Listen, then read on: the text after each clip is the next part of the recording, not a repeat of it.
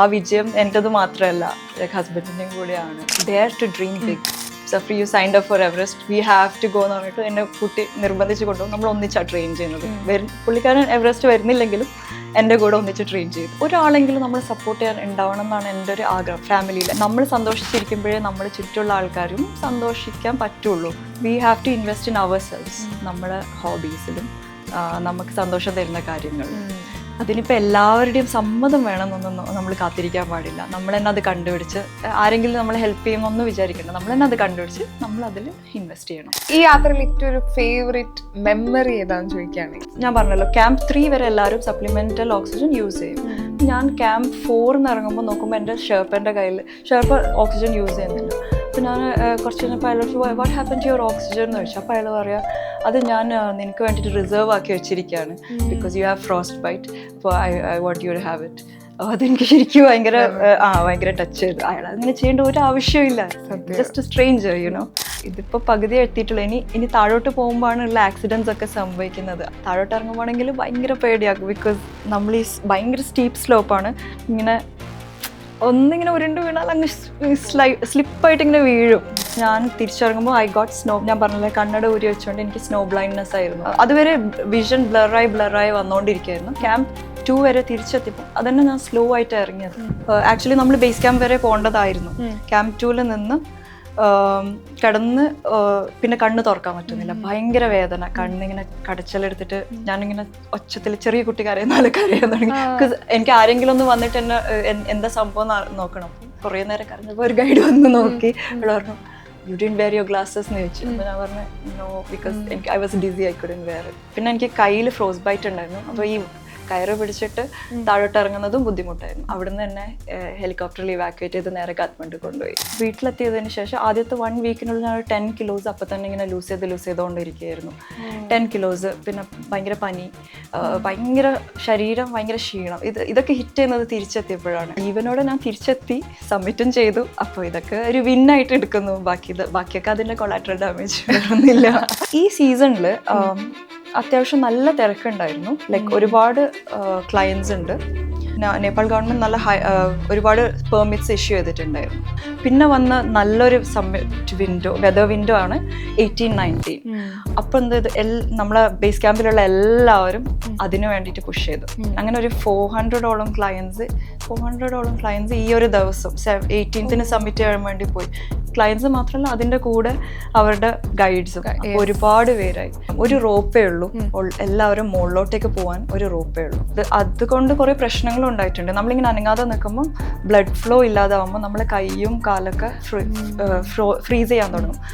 നമ്മളിങ്ങനെ കൈയൊക്കെ ഇടയ്ക്ക് ഇങ്ങനെ അടിച്ചുകൊണ്ടും കാലൊക്കെ ഇങ്ങനെ ചവിട്ടിക്കൊണ്ടും ഇങ്ങനെ ഇരിക്കും. എൻ്റെ ടീമിലുള്ള ഒരാളുടെ 10 ടോസും പോയിട്ടുണ്ട്. ഇത് ഫ്രോസ്റ്റ് ബൈറ്റ് വന്നിട്ട് അതൊക്കെ മുറിച്ചളയണം.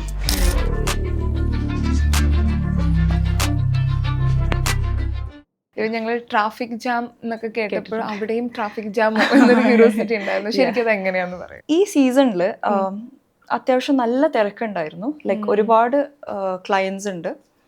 നേപ്പാൾ ഗവൺമെൻറ് ഒരുപാട് പെർമിറ്റ്സ് ഇഷ്യൂ ചെയ്തിട്ടുണ്ടായിരുന്നു. അത് ഒരു റീസൺ.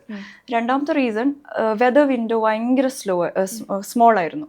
അതായത് നമ്മൾ നോക്കിയപ്പം 18, 19, 22 ഈ 4 ഡേയ്സേ കാണുന്നുള്ളൂ. അപ്പം നമ്മൾ ആദ്യം 14th സബ്മിറ്റ് പുഷ് ചെയ്യണം എന്ന് വിചാരിച്ചതായിരുന്നു നമ്മുടെ ടീം. പിന്നെ അവർ പറഞ്ഞു, അതിൻ്റെ ഇപ്പുറത്തെ ദിവസം ഭയങ്കര മോശം വെതർ, സോ നിങ്ങൾ സഫർ ചെയ്യും, കയറുമ്പോൾ ഇറങ്ങുമ്പോൾ സഫർ ചെയ്യും. മറ്റേ സബ്മിറ്റ് നല്ലതായിരിക്കും, പക്ഷെ ബാക്കി സഫർ ചെയ്യുന്നു. അപ്പം അങ്ങനെ അത് അബാൻഡൻ ചെയ്തു. പിന്നെ വന്ന നല്ലൊരു വെതർ വിൻഡോ ആണ് 18-19. അപ്പം നമ്മളെ ബേസ് ക്യാമ്പിലുള്ള എല്ലാവരും അതിനു വേണ്ടിയിട്ട് പുഷ് ചെയ്തു. 18-19 അങ്ങനെ ഒരു 400ഓളം ക്ലയൻസ് ഈ ഒരു ദിവസം 18th സബ്മിറ്റ് ചെയ്യാൻ വേണ്ടി പോയി. ക്ലയൻസ് മാത്രമല്ല, അതിൻ്റെ കൂടെ അവരുടെ ഗൈഡ്സും. അപ്പോൾ ഒരുപാട് പേരായി. നമ്മളെല്ലാം ഇങ്ങനെ ലൈനിൽ ഇങ്ങനെ നിന്നിട്ടാണ് പോകുന്നത്. ഫുൾ ടൈം സ്ലോലിയേ പോകുന്നുള്ളൂ. അതിൻ്റെ കൂടെ ലൈനും കൂടെ ആയപ്പോൾ അത് ആകെ സ്റ്റക്കായി. ഒരു റോപ്പേ ഉള്ളൂ, എല്ലാവരും മുകളിലോട്ടേക്ക് പോകാൻ ഒരു റോപ്പേ ഉള്ളൂ. അപ്പോൾ എല്ലാവരും ഈ റോപ്പിനോട് അറ്റാച്ച്ഡ് ആണ്. അപ്പം ആരെങ്കിലും ഒരു സ്ലോ ആൾ മുന്നിലുണ്ടെങ്കിൽ ഇത് ഫുൾ ഒരു ഡൊമിനോ എഫക്റ്റ് പോലെ എല്ലാവരും എഫക്റ്റ് ചെയ്യും. നമ്മളാണെങ്കിൽ ഇങ്ങനെ ഒരു എന്താ പറയുക, ഒരു ഡിസ്നി ലാൻഡിൽ ഒരു റൈഡിന് കാത്തിക്കുന്ന പോലെ ഇങ്ങനെ ലൈനിൽ ഇങ്ങനെ നിൽക്കുക അവിടെ എത്താൻ. ഏകദേശം എത്ര മണിക്കൂർ വരെ വെയിറ്റ് ചെയ്തിട്ടുണ്ടാവും? അറ്റ്ലീസ്റ്റ് 4 hours നമ്മൾ സബ്മിറ്റ് ഡേൻ്റെ അന്ന് 4 hours ഈ ലൈനിൽ കുടുങ്ങിയിട്ട് പോയിട്ടുണ്ട്. അതുകൊണ്ട് കുറേ പ്രശ്നങ്ങളും ഉണ്ടായിട്ടുണ്ട്. നമ്മളിങ്ങനെ അനങ്ങാതെ നിൽക്കുമ്പം ബ്ലഡ് ഫ്ലോ ഇല്ലാതാവുമ്പോൾ നമ്മളെ കൈയും കാലൊക്കെ ഫ്രീസ് ചെയ്യാൻ തുടങ്ങും. നമ്മളിങ്ങനെ കൈയൊക്കെ ഇടയ്ക്ക് ഇങ്ങനെ അടിച്ചുകൊണ്ടും കാലൊക്കെ ഇങ്ങനെ ചവിട്ടിക്കൊണ്ട് ഇങ്ങനെ ഇരിക്കും, ബ്ലഡ് ഇത് സർക്കുലേറ്റ് ചെയ്യാൻ വേണ്ടിയിട്ട്. എൻ്റെ ഗ്രൂപ്പിലുള്ള എൻ്റെ ടീമിലുള്ള ഒരാളുടെ 10 toes പോയിട്ടുണ്ട്. ഇത് ഫ്രോസ് ബൈറ്റ് വന്നിട്ട് അതൊക്കെ മുറിച്ചളയണം. ഒരു ദിവസം ഇത്രയും എവറസ്റ്റ് കീഴടക്കാൻ ഇത്രയും ആളുകൾ പോകുന്നു എന്ന് പറയുന്ന ഒരു കൗതുകമാണ്. ഞാൻ അത്രയധികം വളരെ കുറച്ച് പേര് മാത്രമേ ഈ സാഹസത്തിൽ നിൽക്കുന്നതാണ് വിചാരിച്ചത്. പക്ഷെ ഇതൊരു പോകുന്നുണ്ട്. പക്ഷെ ഇവരെല്ലാവരും മുകളിലോട്ട് എത്തുന്നുമില്ല. ഈ ലൈനിൽ വെയിറ്റ് ചെയ്യുമ്പം നമ്മൾ ഓക്സിജൻ, നമ്മളൊരു ലിമിറ്റഡ് എമൗണ്ട് ഓഫ് ഓക്സിജനും കൊണ്ടാണ് മുകളിലോട്ട് പോകുന്നത്. ഗൈഡ് അത്രേ പ്രതീക്ഷിക്കുന്നുള്ളൂ, 2 ഓക്സിജൻ ടാങ്ക് അങ്ങനെ പ്രതീക്ഷിക്കുന്നുള്ളൂ. അപ്പോൾ അവരത് ക്യാരി ചെയ്തിട്ടാണ് പോകുന്നത്. അപ്പോൾ ഈ ലൈനിൽ കാത്തു വെക്കുമ്പം ഓക്സിജൻ സപ്ലൈ കഴിയാനാവുമ്പം പിന്നെ ഒന്നും ചെയ്യാനില്ല, തിരിച്ചിറങ്ങണം. അങ്ങനെ ഒരുപാട് പേര് അബാൻഡൻ ചെയ്ത് തിരിച്ചു. പിന്നെ ഈ നിന്നിട്ട് ഇങ്ങനെ കാലും കൈയൊക്കെ ഫ്രോസൺ ആയിട്ട് ആൾക്കാർക്ക് മാനേജ് ചെയ്യാൻ പറ്റാതെയും ആള് തിരിച്ചിറങ്ങിയിട്ടുണ്ട്. ഇതൊക്കെ അതിൻ്റെ ഒരു പാർട്ടാണ്. ഇപ്പൊ എവറസ്റ്റ് കീഴടക്കി ഏറ്റവും ടോപ്പിലെത്തിയ സമയത്തുള്ള വ്യൂ ഓർമ്മയുണ്ടോ? മനസ്സിലായി നല്ല എന്താ പറയാ, അത് ഒരു നിമിഷം ആണ്. അതൊരു heavenly, like your own top of the world, വേറെ ഒന്നും പറയാനില്ല. പിന്നെ ക്ലൗഡ്സ് ഉണ്ട്, ലൈക്ക് എല്ലാ മലകളുടെയും ഇങ്ങനെ ടോപ്പ് പോയിന്റ് മാത്രം ഇങ്ങനെ ക്ലൗഡ്സിന്റെ മുകളിലോട്ട് ഇങ്ങനെ കാണാം. പിന്നെ യു ഡിഡ് ഇറ്റ് എന്നുള്ള ആ ഫീലിങ്ങും ഇങ്ങനെ എല്ലാം കൂടെ ഇങ്ങനെ കണ്ണൊക്കെ നിറഞ്ഞിട്ട് ഇങ്ങനെ ഇരിക്കും. അതന്നെ അതിൻ്റെ കൂടെ പക്ഷെ ഒരു പ്രശ്നം കൂടെ ഉണ്ട്. ഇതിപ്പോൾ പകുതി എത്തിയിട്ടുള്ളൂ. ഇനി താഴോട്ട് പോകുമ്പോഴാണ് ഉള്ള ആക്സിഡൻസ് ഒക്കെ സംഭവിക്കുന്നത്. അപ്പം ആ ഒരു ഇതും കൂടെ ഉണ്ടോ, ഇനി ഫുള്ള് താഴോട്ട് ഇറങ്ങണമല്ലോ. താഴോട്ട് ഇറങ്ങുമ്പോഴാണെങ്കിൽ ഭയങ്കര പേടിയാക്കും. ബിക്കോസ് നമ്മൾ ഈ ഭയങ്കര സ്റ്റീപ്പ് സ്ലോപ്പാണ്. ഇങ്ങനെ ഒന്നിങ്ങനെ ഉരുണ്ട് വീണാൽ അങ്ങ് സ്ലിപ്പായിട്ട് ഇങ്ങനെ വീഴും. ഏറ്റവും ബുദ്ധിമുട്ട് തോന്നിയത് കയറാനാണോ അത് ഇറങ്ങാനാണോ? രണ്ടും ബുദ്ധിമുട്ടാണ്. അത് ഡിഫറെന്റ് ഫീലിംഗ് ആണ്. മുകളിലോട്ട് പോകുന്നതും മുകളിലോട്ട് 1 step in front of the other, താഴോട്ട് പക്ഷെ ഇതിങ്ങനെ ഇങ്ങനെ കാണും. അപ്പൊ ഒരു പേടിയുണ്ടാവും.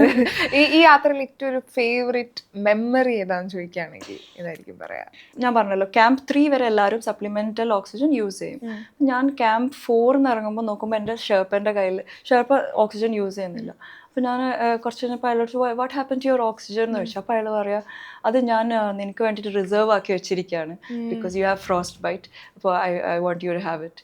അപ്പോൾ അതെനിക്ക് ശരിക്കും ഭയങ്കര ടച്ച് ചെയ്തു. അയാൾ അങ്ങനെ ചെയ്യേണ്ട ഒരു ആവശ്യമില്ല, ജസ്റ്റ് സ്ട്രേഞ്ചർ യുനോ.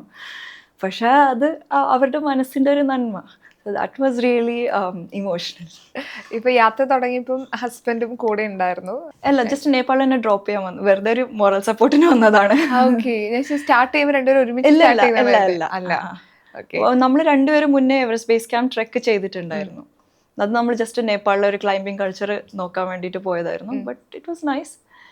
പിന്നെ അന്ന് നമ്മൾ ഒന്നിച്ച് വീണ്ടും എവറസ്റ്റ് ചെയ്യാൻ വരും എന്ന് വിചാരിച്ചിരുന്നു. അത് നടന്നില്ല. പക്ഷെ അതുകൊണ്ട് ജസ്റ്റ് ഒരു മോറൽ സപ്പോർട്ടിന് നേപ്പാൾ വരെ വന്നു. എല്ലാവരെയും ടീമിനൊക്കെ പരിചയപ്പെട്ടു. നിംസ് ഡായ് ഒരു ലെജൻഡറി മൗണ്ടനിയർ ആണ്. അയാളാണ് നമ്മളുടെ ടീമിൻ്റെ ലൈക്ക് ഹെഡ്. അവരെയൊക്കെ പരിചയപ്പെട്ടു. ബിക്കോസ് ദാറ്റ് വാസ് എല്ലാ മൗണ്ടനിയറിനും ഒരു എന്താ പറയുക, ഭയങ്കര പ്രൗഡ് മൊമെൻ്റ് ആണ് to meet him and talk to him and get to hear his experiences. So അതുണ്ടായി. ഫാമിലി എന്ന രീതിയിൽ അല്ലെങ്കിൽ ഒരു വൈഫിൻ്റെ ഒരു ഡ്രീം എന്ന രീതിയിൽ സപ്പോർട്ട് ചെയ്യുന്ന ഒരു ഹസ്ബൻഡ് ഉണ്ട്. അദ്ദേഹത്തിൻ്റെ ഒരു സപ്പോർട്ട് എത്രത്തോളം ഇമ്പോർട്ടൻ്റ് ആയിരുന്നു ഈ ഒരു ജേർണിയിൽ? ഭയങ്കര ഇമ്പോർട്ടൻ്റ് ആയിരുന്നു. ഒരുപാട് കാര്യങ്ങൾ എനിക്ക് ഭയങ്കര എളുപ്പമാക്കി തന്നു അത്. അതായത് എൻ്റെ ഫാമിലിനെ കൺവിൻസ് ചെയ്യേണ്ട ആവശ്യമില്ല അങ്ങനെ. പിന്നെ മോറൽ സപ്പോർട്ട്, നമുക്ക് ഒരാളെങ്കിലും നമ്മളെ സപ്പോർട്ട് ചെയ്യാൻ ഉണ്ടാവണം എന്നാണ് എൻ്റെ ഒരു ആഗ്രഹം ഫാമിലിയിൽ. എന്താന്ന് പറഞ്ഞാൽ അതെല്ലാം സപ്പോർട്ട് ഇല്ലാതെയും നമ്മളിത് ചെയ്യുമായിരിക്കും. പക്ഷെ അതൊരു റെബൽ ചെയ്തിട്ടൊക്കെ ചെയ്യുന്നതായിരിക്കും. ലൈക്ക് കാണിച്ചു തരാം, എനിക്കിതൊക്കെ പറ്റും എന്നുള്ള ആ ഒരു ഫീലിങ്ങിൽ. അതൊരു ഡിഫറെൻറ്റ് മെൻറ്റാലിറ്റി ആണല്ലോ. ഒരാളെ സപ്പോർട്ട് ഉണ്ടാകുമ്പോൾ അത് വേറൊരു മെൻറ്റാലിറ്റി. ലൈക്ക് ആ വിജയം എൻ്റെത് മാത്രമല്ല, ലൈക്ക് ഹസ്ബൻഡിൻ്റെയും കൂടെയാണ്, ആ ഫാമിലി സപ്പോർട്ടിൻ്റെതും കൂടെയാണ്. എന്നെ ജിമ്മിലൊക്കെ നിർബന്ധിച്ച് കൂട്ടിക്കൊണ്ടു. കാരണം ഒരുപാട് പ്രാവശ്യം ഞാൻ ഇന്ന് ഭയങ്കര ടയർഡ്, എനിക്ക് പറ്റില്ല. Safri you signed up for Everest, we have to go എന്ന് പറഞ്ഞിട്ട് എന്നെ കുട്ടി നിർബന്ധിച്ച് കൊണ്ടുപോകും. നമ്മൾ ഒന്നിച്ചാണ് ട്രെയിൻ ചെയ്യുന്നത്. പുള്ളിക്കാരൻ എവറസ്റ്റ് വരുന്നില്ലെങ്കിലും എൻ്റെ കൂടെ ഒന്നിച്ച് ട്രെയിൻ ചെയ്തു. സോ അതൊക്കെ ഉണ്ടായിരുന്നു.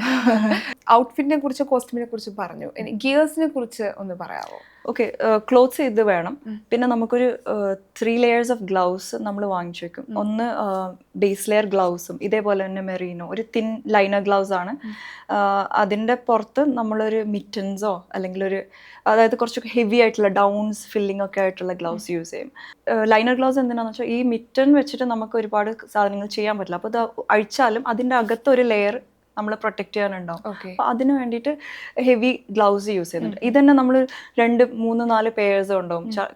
ചിലപ്പോൾ ഈ വിൻഡിൽ ഇതിങ്ങനെ അഴിച്ചു വെക്കുമ്പോൾ ഇത് പറന്ന് പോവാൻ ചാൻസസ് ഉണ്ട്. സോ നമ്മൾ കുറച്ച് എക്സ്ട്രാ എക്സ്ട്രാ ഗ്ലൗസസ് ക്യാരി ചെയ്യും.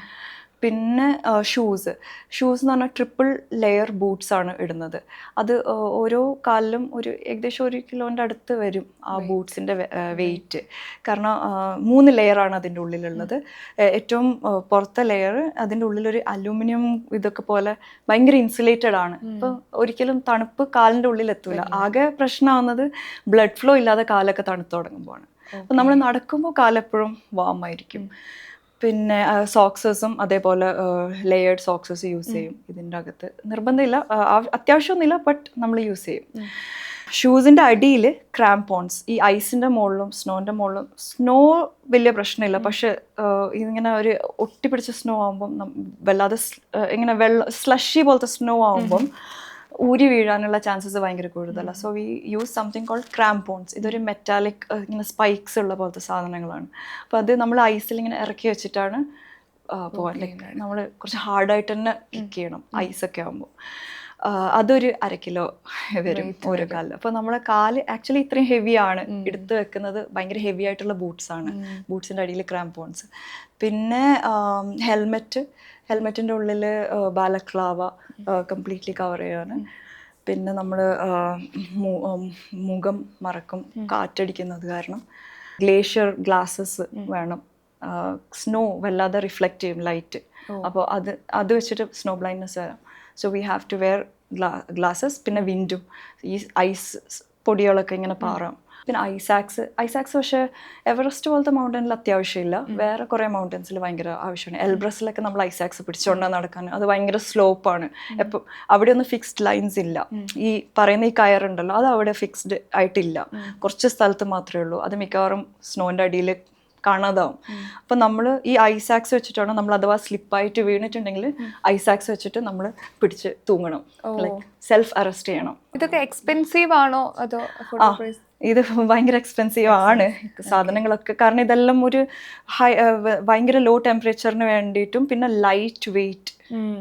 കാരണം നമ്മൾ മൗണ്ടൻ്റെ മുകളിൽ പോകുമ്പോൾ ഓരോ ഗ്രാമും നമുക്ക് ഭയങ്കരമായിട്ട് ഫീൽ ചെയ്യും. അപ്പോൾ അവർ കഴിയുന്നതും അത് ലൈറ്റ് വെയിറ്റ് ആക്കാൻ നോക്കും അങ്ങനത്തെ മെറ്റീരിയൽ. അപ്പോൾ അത് ഭയങ്കര എക്സ്പെൻസീവ് ആണ്. പിന്നെ നമുക്ക് ഒരു -14 സ്ലീപ്പിംഗ് ബാഗ് വേണം. അത് വെച്ചിട്ടേ നമുക്ക് കിടക്കാൻ പറ്റുള്ളൂ. സ്ലീപ്പിംഗ് ബാഗിൻ്റെ ഉള്ളിൽ ചിലപ്പോൾ ഒരു ലൈനർ, അതും ഒരു -5 to -10 ഡിഗ്രി വീണ്ടും കുറക്കാൻ. I means not minus, like it can improve the warmth of the sleeping bag. അപ്പോൾ അങ്ങനെയും യൂസ് ചെയ്യുന്നുണ്ട്. ഇതൊക്കെ ഭയങ്കര എക്സ്പെൻസീവ് ആണ്. ഇതെല്ലാം ഏകദേശം. പിന്നെ സമ്മിറ്റ് സൂട്ട് എന്ന് പറഞ്ഞാൽ നമ്മൾ മുകളിലോട്ട് പോകുമ്പോൾ ക്യാമ്പ് 2 മുകളിലോട്ട് പോകുമ്പം കംപ്ലീറ്റ്ലി ഒരു സൂട്ടാണ്, ഒരു ബോഡി സൂട്ട് ഫുള്ള്. അതൊരു ഡൗൺസ് സൂട്ടാണ്. അത് എക്സ്ട്രീം ടെമ്പറേച്ചറിനുള്ളതാണ്. അപ്പോൾ ഇതും ഭയങ്കര എക്സ്പെൻസീവ് ആണ്. ലൈക്ക് അതൊരു $1,500 മുകളിലോട്ട് വരും. ഇതിപ്പോൾ അവിടെ പോകാനായിട്ട് ഈ ഔട്ട്ഫിറ്റും ഗിയേഴ്സൊക്കെ ആയിട്ട് ടോട്ടൽ എത്ര?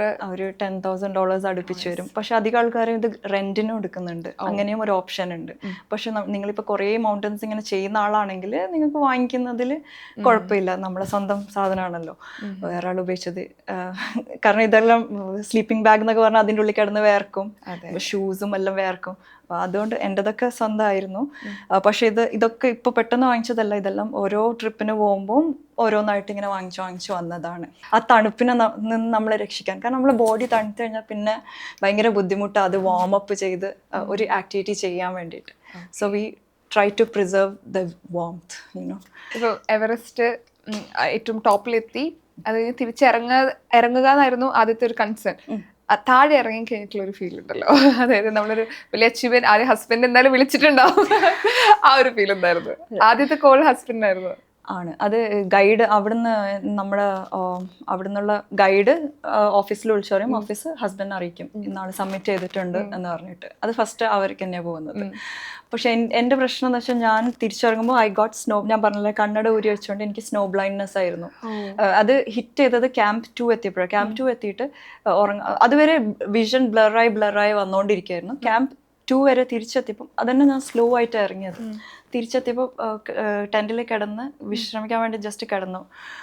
ആക്ച്വലി നമ്മൾ ബേസ് ക്യാമ്പ് വരെ പോകേണ്ടതായിരുന്നു. ക്യാമ്പ് 2 നിന്ന് കിടന്ന് പിന്നെ കണ്ണ് തുറക്കാൻ പറ്റുന്നില്ല, ഭയങ്കര വേദന, കണ്ണിങ്ങനെ കടച്ചലെടുത്തിട്ട് ഞാനിങ്ങനെ ഒച്ചത്തിൽ ചെറിയ കുട്ടി കരയുന്ന കരയാൻ തുടങ്ങി. എനിക്ക് ആരെങ്കിലും ഒന്ന് വന്നിട്ട് എന്നെ എന്താ സംഭവം നോക്കണം. അപ്പം ഫൈനലി ഒരു ഗൈഡ്, കുറേ നേരം കരഞ്ഞപ്പോൾ ഒരു ഗൈഡ് വന്ന് നോക്കി പറഞ്ഞു you didn't wear your glasses എന്ന് ചോദിച്ചു. അപ്പോൾ ഞാൻ പറഞ്ഞു നോ, ബിക്കോസ് എനിക്ക് I was dizzy, I couldn't wear. എന്നിട്ട് പിന്നെ അവർ ഡിസൈഡ് ചെയ്ത് ഇനി കണ്ണ് കാണുന്നില്ലല്ലോ, അപ്പോൾ പിന്നെ താഴോട്ടേക്ക് ഇറങ്ങാൻ പറ്റില്ല. അവിടുന്ന് തന്നെ ഹെലികോപ്റ്ററിൽ ഇവാക്യുവേറ്റ് ചെയ്ത് നേരെ കാത്മണ്ഡു കൊണ്ടുപോയി. അവൻ അവിടെ ഹോസ്പിറ്റലിൽ അഡ്മിറ്റ് ചെയ്തു. പിന്നെ എനിക്ക് കയ്യിൽ ഫ്രോസ് ബൈറ്റ് ഉണ്ടായിരുന്നു, അപ്പോൾ ഈ കയറ് പിടിച്ചിട്ട് താഴോട്ട് ഇറങ്ങുന്നതും ബുദ്ധിമുട്ടായിരുന്നു. അപ്പോൾ രണ്ടും കൂടി ആയപ്പം അവർ ഇവാക്യുവേറ്റ് ചെയ്തു, നേരെ ഹോസ്പിറ്റലിൽ പോയി അവിടെ ഒരു ദിവസം കിടന്നു. അടുത്ത ദിവസമാണ് ഹസ്ബൻഡിനെ കാണുന്നത് ഹോസ്പിറ്റലിൽ ഇത് ചെയ്തപ്പോൾ. ഫിസിക്കലി ഒരുപാട് ചേഞ്ചസ് വരുമല്ലേ നമ്മൾ എവറസ്റ്റ് കീഴക്ക് തിരിച്ചു വന്നതിന് ശേഷവും? ഫിസിക്കലി എന്തൊക്കെ ബുദ്ധിമുട്ടായിരുന്നു? ഞാൻ അവിടെ നിന്നൊന്നും എനിക്കൊരു പ്രശ്നം ഉണ്ടായിരുന്നില്ല. ഒരുപാട് പേർക്ക് ചെസ്റ്റ് ഇൻഫെക്ഷൻസ് പെട്ടെന്ന് വരുന്നുണ്ട് ഈ തണുപ്പടിച്ചിട്ട്. എനിക്ക് ഭാഗ്യവശാൽ അതൊന്നും വന്നില്ല. പിന്നെ തിരിച്ചെത്തിയപ്പം വീട്ടിലെത്തിയതിന് ശേഷം ആദ്യത്തെ 1 വീക്കിനുള്ളിൽ ഞാൻ 10 കിലോസ് അപ്പം തന്നെ ഇങ്ങനെ ലൂസ് ചെയ്തുകൊണ്ടിരിക്കുകയായിരുന്നു. 10 കിലോസ്. പിന്നെ ഭയങ്കര പനി, ഭയങ്കര ശരീരം, ഭയങ്കര ക്ഷീണം. ഇതൊക്കെ ഹിറ്റ് ചെയ്യുന്നത് തിരിച്ചെത്തിയപ്പോഴാണ്. എന്താ പറയുക, ഒരു വൈറൽ ഫീവറൊക്കെ കഴിഞ്ഞ് എഴുന്നേൽക്കുമ്പോൾ ഉള്ള ഒരു ക്ഷീണമില്ലേ, അതിനേക്കാളും എത്രയോ മടങ്ങ്. ഇങ്ങനെ കയ്യും കാലൊന്നും പൊന്തിക്കാൻ പറ്റുന്നില്ല ബെഡിൽ നിന്ന്. ഞാൻ എണീക്കും, എന്തെങ്കിലും പണി ചെയ്യാൻ വേണ്ടി എണീക്കും, ബട്ട് ക്ഷീണം കൊണ്ട് തിരിച്ചുപോയി അവിടെ ഇരിക്കും. അതായത് മെയ് 18 എവറസ്റ്റ് കീഴടക്കിയത്. അതിനുശേഷം എത്ര ദിവസം എടുത്ത് ഇതൊന്നും മുഴുവനായിട്ടൊന്ന് ബാക്ക് ടു നോർമൽ ആവാൻ? ഇപ്പോഴും പ്രശ്നമാണ്. ഈ എന്താ പറയുക, ഫ്രോസ്റ്റ് ബൈറ്റ് വന്ന ഫിംഗറൊക്കെ ഇവിടെ തൊടുമ്പോൾ ഒക്കെ ഭയങ്കര വേദനയാണ്. ലൈക്ക് എന്ത് പിടിക്കുമ്പോഴൊക്കെ ഇവിടെ ഒരു ഷോക്ക് അടിക്കുന്ന പോലെയാ. സോ ഇപ്പോഴും റിക്കവർ ചെയ്തുകൊണ്ടിരിക്കുക. പിന്നെ കണ്ണിന്റെ സ്നോ ബ്ലൈൻഡ്നെസ്, കണ്ണ് എപ്പോഴും ഇങ്ങനെ ഡ്രൈ ആയിട്ടൊരു, നമ്മൾ ഈ ഉറക്കം വരുമ്പോൾ ഇല്ല, ഒരു ഭയങ്കര ഡ്രൈ ആയിട്ട് ഇങ്ങനെ ഒരു ഫീലിംഗ്, ആ ഫീലിംഗ് ആയിരുന്നു കുറേ നാള്. പക്ഷെ അത് ഏറ്റവും കൂടുതൽ അഭിമാന നിമിഷം കൂടെയാണ്. ആളുകൾ ഇത്രയും കഷ്ടപ്പെട്ടെങ്കിലും അതിന്റെ ഒരു റിസൾട്ട് കിട്ടി അല്ലേ? ജീവനോടെ ഞാൻ തിരിച്ചെത്തി, സബ്മിറ്റും ചെയ്തു. അപ്പോൾ ഇതൊക്കെ ഒരു വിന്നായിട്ട് എടുക്കുന്നു. ബാക്കിയൊക്കെ അതിന്റെ കൊളാറ്ററൽ ഡാമേജ് ഒന്നുമില്ല. ഏറ്റവും വലിയ ഡ്രീം എവറസ്റ്റ് കീഴടക്കി. ഇനി ഏത് മൗണ്ടൻ ആണ് കീഴടക്കാൻ പോണത്? നിലവിൽ എനിക്ക് അങ്ങനെ വലിയ പ്ലാൻസ് ഒന്നും ഇല്ല. പക്ഷെ എനിക്ക് ഇങ്ങനെ പലതും എക്സ്പ്ലോർ ചെയ്യാൻ ഭയങ്കര ഇഷ്ടമാണ്. അപ്പം അല്ല, എനിക്ക് സ്വിമ്മിങ് ഇപ്പം ആക്ച്വലി സ്വിമ്മിങ് ഭയങ്കര വെള്ളം പേടിയാണ്. അപ്പൊ ഇനി അതൊന്ന് ട്രൈ ചെയ്ത് നോക്കണമെന്നുണ്ട്. പേടിയുള്ള കാര്യങ്ങൾ ട്രൈ ചെയ്ത് നോക്കാം. ബിക്കോസ് ഞാൻ ചെറുത് മുതലേ എനിക്ക് പാലം ഭയങ്കര പേടിയായിരുന്നു. എൻ്റെ ഉമ്മയപ്പയും പറയും, ഞാൻ എറണാകുളത്ത് ഞാൻ വളർന്നത്. അപ്പോൾ പാലെത്തുമ്പോഴേക്കും ചെറുതിൽ 2 years 3 years പാലെത്തുമ്പോഴേക്കും ഞാൻ നിലത്ത് കിടന്നിട്ട് ഭയങ്കര കരച്ചിലോടും, എന്നെ തട്ടണം എന്ന് പറഞ്ഞു. അപ്പൊ എന്റെ പാരന്റ്സ് എന്നെ തട്ടിയിട്ടാണ് കൊണ്ടുപോകാൻ. പാലം ക്രോസ് പറഞ്ഞാൽ കണ്ണൂരിൽ എടുക്കാന്ന്. അത് ശരി, എനിക്കറിയില്ല. ഇതേപോലെ അല്ലേ ചാടുക കളയാ. ഞാനിങ്ങനെ നിലത്ത് കിടന്ന് കരയും. അപ്പൊ അവരെന്നെ ക്യാരി ചെയ്തിട്ടാണ് ബ്രിഡ്ജ് ക്രോസ് ചെയ്യാൻ. അതിപ്പോൾ വലുതായപ്പോഴാണ് അറിഞ്ഞത്. വലുതായപ്പം എനിക്ക് ബ്രിഡ്ജ് ക്രോസ് ചെയ്യാൻ പറ്റില്ല. അതായത് തല കറങ്ങും, കണ്ണ് കാണൂല, ചെവിയിൽ കീ എന്നുള്ള സൗണ്ടൊക്കെ വരാൻ തുടങ്ങും. അത്രയും പാനിക് അറ്റാക്ക് ആണ് ഒരു ബ്രിഡ്ജ് കാണുമ്പോൾ. അതൊക്കെ ഇപ്പൊ ഈ പറഞ്ഞ എവറസ്റ്റിൽ ഒരുപാട് ബ്രിഡ്ജസ് ക്രോസ് ചെയ്യാനുണ്ട്. അതും നമ്മളെ കാലിൻ്റെ അടിയിൽ ഈ ക്രാംപോൺസ് ഒക്കെ ഇട്ടിട്ട് നമുക്ക് സ്റ്റേബിൾ ആയിട്ട് കാല് വെക്കാൻ പറ്റില്ല, ഇങ്ങനെ ആടിക്കളിക്കും. അങ്ങനത്തെ ബ്രിഡ്ജസ് ഒക്കെ ക്രോസ് ചെയ്യണം. അപ്പൊ ഇതിനൊക്കെ ഞാൻ കുറെ പരിശീലനം ചെയ്ത്, എന്താ പറയാ, ബ്രിഡ്ജ് ഡീസെൻസിറ്റൈസ് ചെയ്ത് അതെൻ്റെ ഹസ്ബൻഡിനെ നിർബന്ധിച്ചിട്ട് ബ്രിഡ്ജ് കടത്തിക്കും. പിന്നെ വയാ ഫെറാറ്റ ഇങ്ങനെ ഒരു കയറിലൂടെ ഇങ്ങനെ പോകുന്ന അതൊക്കെ ചെയ്ത് ശരിക്കും ഡീസെൻസിറ്റൈസ് ചെയ്തിട്ടാണ് വന്നത്. പക്ഷെ എന്നാലും അവിടത്തെ ബ്രിഡ്ജ് കാണുമ്പോൾ ഇതന്നെ കിടുകിടാ കാലും കൈയൊക്കെ. അപ്പൊ ഞാൻ ഇതാണ്, എനിക്ക് പേടിയുള്ള എല്ലാ കാര്യങ്ങളും ഞാൻ ഒന്ന് ട്രൈ ചെയ്യണം, ഇതാക്കും, അതിനെ ഓവർകം ചെയ്യാൻ നോക്കും. അപ്പോൾ എൻ്റെ അടുത്ത ഒരിത് സ്വിമ്മിങ് ഒക്കെ പഠിക്കണം, പഠിച്ചിട്ടുണ്ട്, അത് മറന്നുപോയി എന്നാ പറയുന്നത്, ഒന്നും കൂടെ പഠിക്കണം. ഇത് ഒരു ഡ്രീം അച്ചീവ് ഇപ്പൊ നാട്ടിലിപ്പോ പറയുന്ന എല്ലാവരും നമുക്കൊരു ഡ്രീം പറയുകയാണെങ്കിൽ അവരതിന് ചെറുതാക്കി കാണും കൂട്ടത്തിലുള്ള. പക്ഷെ നമ്മളിപ്പം ഖത്തറിലേക്ക് മാറിയപ്പോഴാണ് കുറച്ചും കൂടി നമ്മുടെ ഡ്രീം എക്സ്പ്ലോർ ചെയ്യാൻ പറ്റിയെന്ന് തോന്നുന്നു. ആണ് ഫെസിലിറ്റീസും പിന്നെ ആൾക്കാരുടെ ലൈക്ക് ജഡ്ജ്മെന്റൽ ഇത് കുറവാണ്, ആൾക്കാർ ജഡ്ജ് ചെയ്യുന്നത് കുറവാണ്. പിന്നെ നമ്മുടെ പ്രൈവറ്റ് ലൈഫാണ്, അതിൽ അധികം ആൾ എന്താ പറയാ ഇന്റർഫിയർ ചെയ്യുന്നില്ല. അതൊക്കെ ഇതിൻ്റെ ഒരു പാർട്ടാണ്. എന്താണ് ഇപ്പൊ ഈ ഇന്റർവ്യൂ കാണുന്ന ഒത്തിരി ആളുകൾക്ക് എവറസ്റ്റ് കീഴടക്കണമെന്ന് ആഗ്രഹമുള്ള ആളുകളായിരിക്കും. പക്ഷെ അവരാദ്യമായിട്ടുള്ളൊരു ആദ്യത്തെ ചവിട്ടുപടി എന്നോളം എന്താണ് ചെയ്യേണ്ടത്, എങ്ങനെ എവറസ്റ്റ് കീഴടക്കാൻ, അല്ലെങ്കിൽ അതിൻ്റെ ഒരു എങ്ങനെ വേണം അത് ചെയ്യാൻ ഒന്ന് പറഞ്ഞോളൂ.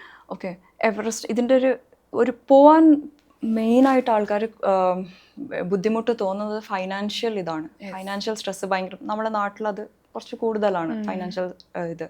അപ്പോൾ നമ്മൾ നേരത്തെ ഇതിന് വേണ്ടിയിട്ട് പ്രിപ്പയർ ചെയ്യണം. ഇതൊരു 5 years ഒക്കെ എടുക്കുമായിരിക്കും. ഞങ്ങൾക്ക് 5 years എടുത്തു. നമ്മളൊരു സാധനം ഇൻവെസ്റ്റ് ചെയ്ത് അത് സെല് ചെയ്ത് അതിൻ്റെ പ്രോഫിറ്റ് വെച്ച് അങ്ങനെയൊക്കെയാണ് നമ്മൾ പോയത്. അപ്പോൾ ഇറ്റ് വാസ് നേരത്തെ പ്ലാൻഡ് ആയിരുന്നു. ഇത് ഇത്ര എക്സ്പെൻസീവ് ആണെന്ന് അറിയാം. മുന്നത്തെ ഇന്റർവ്യൂവിൽ ഞാൻ പറഞ്ഞിട്ട് വീട് വിറ്റിട്ടാണ് പോയത്. പക്ഷെ ആക്ച്വലി അതങ്ങനെ ഒരു ഫൈനാൻഷ്യൽ ബ്ലണ്ടർ ആയിട്ടല്ല, ഞങ്ങളത് പ്ലാൻ ചെയ്ത് ഉണ്ടാക്കി. ഓക്കെ, നമ്മളിവിടെ നിൽക്കാൻ സാധ്യത ഉണ്ട് എന്നുള്ളൊരു വീടായിരുന്നു. പക്ഷെ നിലവിൽ എനിക്ക് അതിൻ്റെ ആവശ്യം ഉണ്ടായിരുന്നില്ല. നമ്മളത് വിറ്റിട്ട് അതിൻ്റെ പ്രോഫിറ്റ് വെച്ചിട്ട് മാത്രമാണ് ഞാൻ പോയത്. കാരണം നമ്മളിപ്പോൾ ഫുൾ കാശും വെച്ചിട്ട് എവറസ്റ്റ് ഒക്കെ പോയി അവിടെ പെട്ടെന്ന് എന്തെങ്കിലും സംഭവിച്ച് ബാക്കി ആ ഫൈനാൻഷ്യൽ ബേർഡൻ വരാൻ നമ്മൾ ബാക്കി കിടക്കുന്ന ആൾക്കാർക്കായിരിക്കും. അപ്പോൾ നമ്മൾ അങ്ങനെ എന്താ പറയുക റാഷ് ആയിട്ടുള്ള ഡെസിഷൻസ് എടുക്കരുത് എന്നാണ് എൻ്റെ ഒരു ഇത്. അപ്പോൾ ഫൈനാൻഷ്യൽ എന്തെങ്കിലുമായിട്ട് കണ്ടുപിടിക്കണം, സ്പോൺസേഴ്സോ എന്തെങ്കിലുമായിട്ട് ചെയ്യണം. പിന്നെ രണ്ടാമത്തത് ഹെൽത്ത് മെയിൻറ്റെയിൻ ചെയ്യണം, വർക്കൗട്ട്സ് എന്തായാലും ചെയ്യണം. പിന്നെ കഴിയുന്നത്ര മൗണ്ടൻസ് ട്രെക്ക് ചെയ്യാൻ. ബിക്കോസ് ഓരോ ഓൾട്ടിറ്റ്യൂഡിലെത്തുമ്പോൾ നമ്മളെ ബോഡി എങ്ങനെ റിയാക്ട് ചെയ്യും എന്നുള്ളത് നമുക്ക് ഒരിക്കലും പറയാൻ പറ്റില്ല. അത് അവിടെ എക്സ്പീരിയൻസ് ചെയ്ത് മാത്രമേ മനസ്സിലാവുള്ളൂ. കാരണം ഭയങ്കര ഫിറ്റായിട്ടുള്ള അത്ലീറ്റ്സിന് പോലും ചിലപ്പം ഹൈറ്റ് എത്തുമ്പോഴേക്കും തീരെ ഓൾട്ടിറ്റ്യൂഡ് സഹിക്കാൻ പറ്റാണ്ട് തിരിച്ചു വരുന്ന ആൾക്കാരുണ്ട്. അങ്ങനെ ഒരുപാട് പേരുണ്ട്. അപ്പം നമുക്ക് അത് എക്സ്പീരിയൻസ് ചെയ്യണമെങ്കിൽ ഹൈ ഓൾട്ടിറ്റ്യൂഡിൽ പോയേ പറ്റൂ. നമ്മുടെ നാട്ടിൽ മീൻസ് നോർത്ത് ഇന്ത്യയിൽ ഒരുപാട് മൗണ്ടൻസ് ഉണ്ട്, 6000 meters, 7000 meters. അപ്പോൾ ഇതൊക്കെ എന്തായാലും ട്രൈ ചെയ്യണം പറ്റുമെങ്കിൽ. അത് അത്രയും എക്സ്പെൻസീവും അല്ല. അപ്പം എന്തായാലും ഒന്ന് ട്രൈ അത് ചെയ്തിട്ട് മാത്രമേ മുകളിലോട്ട് പോകാൻ പാടുള്ളൂ. പിന്നെ കഴിയുന്നതും മൗണ്ടനിയറിങ് കോഴ്സസ് എന്തെങ്കിലും അവൈലബിൾ ഉണ്ടെങ്കിൽ അതും ചെയ്യണം. നമുക്ക് ടെക്നിക്കലി കുറച്ച് സ്ട്രോങ് ആയിരിക്കണം. സ്ത്രീകളുടെ പല ഡ്രീമുകളും ചിലപ്പോൾ കല്യാണം കഴിഞ്ഞ് അത് പൊടിതട്ടി എടുക്കാറുണ്ട്, ഭർത്താവ് കൂടെ നിന്ന് സപ്പോർട്ട് ചെയ്യാറുണ്ട്. ചിലരുടെ കാര്യത്തിൽ കഴിവുകളൊക്കെ തിരിച്ച് അത് പൂട്ടിക്കെട്ടി വെച്ച് ഫാമിലി ആയിട്ട് മുന്നോട്ട് പോകാറുണ്ട്. സോ അങ്ങനെയുള്ള ആളുകളുടെ ചിലപ്പോൾ അതൊരു എവിടുന്ന് അതിന്റെ തുടക്കം എങ്ങനെ വരണം എന്നറിയില്ല. പക്ഷെ ഒരു സക്സസ്ഫുൾ വുമൺ അല്ലെങ്കിൽ ഒരു വൈഫ് എന്ന നിലയിൽ നോക്കുമ്പം അതിലെവിടെയാണ് മാറ്റം വരേണ്ടതെന്ന് തോന്നുന്നത്? ഫസ്റ്റ് നമ്മൾ എല്ലാം ട്രൈ ചെയ്ത് നോക്കണം. ഒന്നിൽ നമ്മൾ പിടിച്ച് നിൽക്കാൻ പാടില്ല. ചിലപ്പോൾ നമുക്ക് ഇതിലും കൂടുതൽ സന്തോഷം തരുന്ന വേറെ എന്തെങ്കിലുമൊക്കെ ഉണ്ടാവും. ലൈക്ക് ഞാൻ മുന്നേ പെയിന്റ് ചെയ്യുമായിരുന്നു, സ്റ്റിച്ച് ചെയ്യുമായിരുന്നു. അങ്ങനെ എനിക്ക് പല ഹോബീസ്, ഞാൻ ഹോബി സ്കിപ്പ് ചെയ്യും. ഓരോന്ന് ബേക്കിംഗ് ചെയ്യും. അതൊക്കെ ബോറടിക്കുമ്പോൾ ഇങ്ങനെ ഓരോന്നും ചെയ്യും. അപ്പോൾ എന്ത് ചെയ്യുമ്പോൾ എന്നെ ഹസ്ബൻഡ് സപ്പോർട്ട് ചെയ്യും. നീ ചെയ്തോ കുഴപ്പമില്ല. അപ്പം എല്ലാം ട്രൈ ചെയ്ത് നോക്കിയാലേ നമുക്ക് മനസ്സിലാവുള്ളൂ നമുക്ക് ഏറ്റവും സന്തോഷം തരുന്നത് എന്താണ്. ഒന്നിൽ തന്നെ സ്റ്റിക്ക് ചെയ്യരുത് എന്നാണ് എൻ്റെ ഒരു ഇത്. പിന്നെ നമ്മൾ സന്തോഷിച്ചിരിക്കുമ്പോഴേ നമ്മുടെ ചുറ്റുള്ള ആൾക്കാരും സന്തോഷിക്കാൻ പറ്റുള്ളൂ. നമ്മൾ എപ്പോഴും ഇങ്ങനെ ഡിസ്ട്രെസ്ഡും ഭയങ്കര ഫ്രസ്ട്രേറ്റഡ് ഒക്കെ ആയി ഇരിക്കുമ്പം അത് നമ്മളെ ഫാമിലിയിലേക്കും ഇങ്ങനെ പോവും. മോളോട് സംസാരിക്കുമ്പോൾ ദേഷ്യം പിടിച്ചിട്ടായിരിക്കും, ഹസ്ബൻഡിനോട് സംസാരിക്കും ദേഷ്യം പിടിച്ചിട്ടായിരിക്കും. അപ്പോൾ we have to invest in ourselves, നമ്മുടെ ഹോബീസിലും നമുക്ക് സന്തോഷം തരുന്ന കാര്യങ്ങളിലും. അതിനിപ്പോൾ എല്ലാവരുടെയും സമ്മതം വേണമെന്നൊന്നും നമ്മൾ കാത്തിരിക്കാൻ പാടില്ല. നമ്മൾ തന്നെ അത് കണ്ടുപിടിച്ച് ആരെങ്കിലും നമ്മളെ ഹെൽപ്പ് ചെയ്യുമെന്നൊന്നും വിചാരിക്കേണ്ട. നമ്മൾ തന്നെ അത് കണ്ടുപിടിച്ച് നമ്മൾ അതിൽ ഇൻവെസ്റ്റ് ചെയ്യണം. പല പെൺകുട്ടികൾക്ക് ഭയങ്കര മോട്ടിവേഷനാണ് സത്യത്തിൽ. പല പെൺകുട്ടികളും ആഗ്രഹിക്കുന്ന അല്ലെങ്കിൽ ഡ്രീം കണ്ട ഒരു കാര്യമാണ് അച്ചീവ് ചെയ്തിരിക്കുന്നത്. ഇപ്പം മഞ്ജു വാര്യരുടെ ഒരു സിനിമയിലെ ഡയലോഗുണ്ട്, ചിറക് ഉയർത്തി പറക്കുക, നിങ്ങളത് മറച്ചു വെക്കാതിരിക്കുക എന്നൊക്കെ പറയുന്നുണ്ടല്ലോ. അത്തരം സ്വപ്നങ്ങൾ കാണുന്ന പെൺകുട്ടികളോട് എന്താ പറയുക? Dare to dream big.